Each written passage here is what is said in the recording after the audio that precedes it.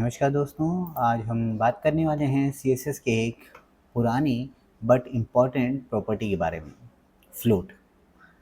पहले फ्लोट का use layout बनाने के लिए होता था, लेकिन आजकल ये मेनली टेक्स्ट रैपिंग और इमेजेस के साथ यूज़ होता है।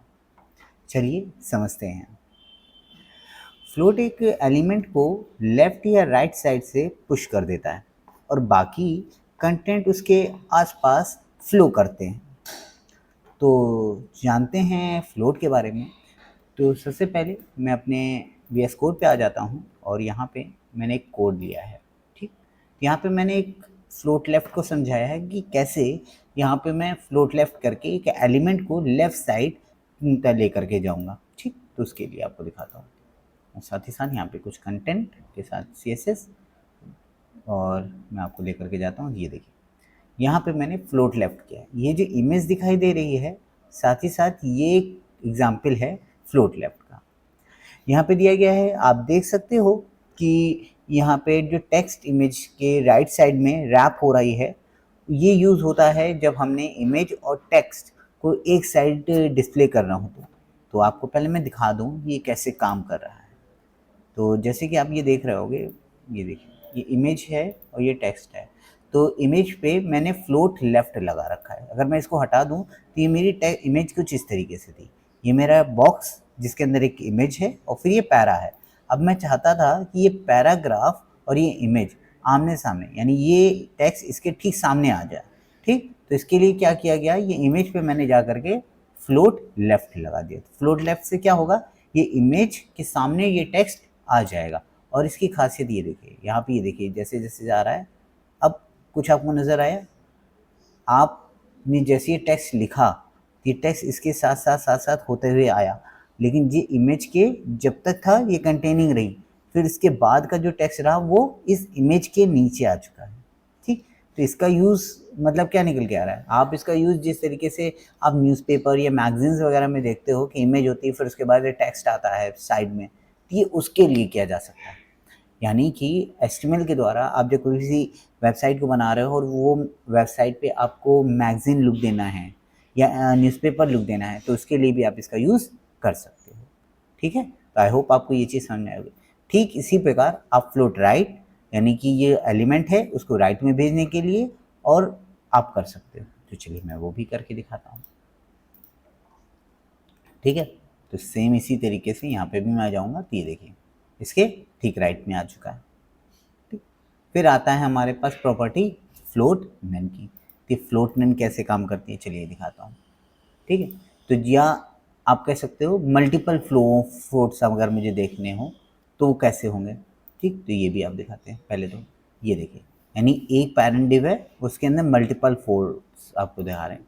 ठीक है, तो जैसे ये फ्लोट हो रहा है आपको दिखाते हैं। यहाँ पे देखिए, एक बॉक्स उस पर हमारे पास लेफ़्ट में फ्लोट है, सेकेंड बॉक्स उस पर भी हमारे पास लेफ़्ट में फ्लोट है, थर्ड बॉक्स उसके अंदर भी हमारे पास लेफ़्ट में फ्लोट है। ठीक, और फिर पी के ऊपर हमारे पास फ्लोट नहीं है, 1, 2 और 3। तो इस तरीके से हमारे पास 3 बॉक्स बन करके आए और तीनों फ्लोट हैं। ठीक, और साथ में ये हमारा टेक्स्ट है, ये हमारा फ्लोट नहीं है। ठीक है, तो इससे क्या हो रहा है, लेफ्ट फ्लोट लेफ्ट लगा कर फिर साइड बाय साइड लगाने से आप मल्टीपल बॉक्सेस को या मल्टी लेयरिंग फ्लोट भी आप कर पा रहे होगे। ठीक, तो ये चीज़ आपको देखने को मिल जाती है। फिर अगर मैं बात करूँ यहाँ पे क्लियर फिक्स की, यानी कि क्लियर प्रॉपर्टी जो होगी उसके लिए हम लोग पहले बात करें, ये क्लियर प्रॉपर्टी कैसे काम करेगी। ठीक है, और क्लियर का मतलब है कि अगला एलिमेंट फ्लोटेड एलिमेंट के नीचे चला जाएगा।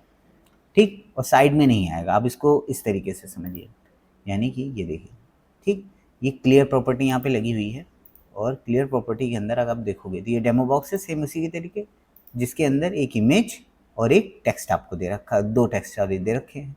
ठीक, लेकिन अगर आप देखोगे तो ये वाला जो पी है इसके अंदर आपने देखिए यहाँ पे लगा हुआ क्लियर बोथ। तो क्लियर बोथ क्या कर रहा है, ठीक, तो अगर क्लियर बोथ ना हो तो ये आमने सामने देखिए पहुँच गए, फ्लोट करके ठीक इसके सामने पहुँच चुका है। क्यों पहुँचा, क्योंकि डेमो पे हमारे पास क्या लगा हुआ था, ये देखिए इमेज के पास हमारे पास फ्लोट लेफ्ट था, तो इसने इस टेक्स्ट को, इसके बाद के जो टेक्स्ट आए उनको फ्लोट करा दिया ऊपर की ओर। ठीक, ये तो हो गया, मैं मान लेता हूँ। लेकिन ये जो पी था, इस पी के ऊपर क्या करा गया, क्लियर बोथ। क्लियर बोथ करने से जो इसके अगले एलिमेंट थे वो फ्लोट के एलिमेंट के ठीक नीचे आ गए हैं, ठीक, यानी ये जो फ्लोट लगा हुआ था ठीक इसके नीचे आ जाएगा, यानी यहाँ पे भी मेरे पास फ्लोट लगा था, ठीक है, यानी इमेज के ऊपर फ्लोट लगा था तो ठीक उसके नीचे आ चुका है, ये इसका काम कर रहा है, ठीक है। फिर आते हैं हम नेक्स्ट प्रॉपर्टी पे, फिर आती है हमारे पास पेरेंट कोलैप्स। तो पेरेंट कोलैप्स कैसे हम लोग फिक्स कर सकते हैं उसके बारे में जानेंगे, ठीक। तो पेरेंट कोलैप्स एक प्रॉपर्टी है, ठीक है, तो आपको पहले ये चीज़ दिखा देता हूँ, ठीक। तो ये देखिए, आपको ये चीज़ समझाने के लिए मुझे ये बॉक्स लगाना पड़ा है, ठीक। तो ये चीज़ समझिए, पेरेंट कोलैप्स, अगर आपके पेरेंट के अंदर सिर्फ फ्लोटेड एलिमेंट्स हैं, ठीक होते हैं, तो पेरेंट की हाइट को कोलैप्स हो जाती है। तो इसके लिए, इस प्रॉब्लम को फिक्स करने के लिए हम लोग एक जो पेरेंट डिव है उसके अंदर हम लोग एक प्रॉपर्टी है छोटी सी, या एक कह सकते हो क्लियर फिक्स नाम की हम लोग क्लास लगाते हैं, उस पर क्या लिखते हैं वो चीज़ जानेंगे, बहुत ज़्यादा कॉम्प्लिकेटेड नहीं है बट ये चीज़ें समझनी चाहिए हम लोगों को, ठीक। पहले ये समझते हैं हो क्या, प्रॉब्लम क्या है, उसको सॉल्व कैसे करनी है। प्रॉब्लम हमारे पास ये क्लियर फिक्स जैसे लगी हुई थी और यहाँ पे मैंने इसको बंद कर दिया, ठीक।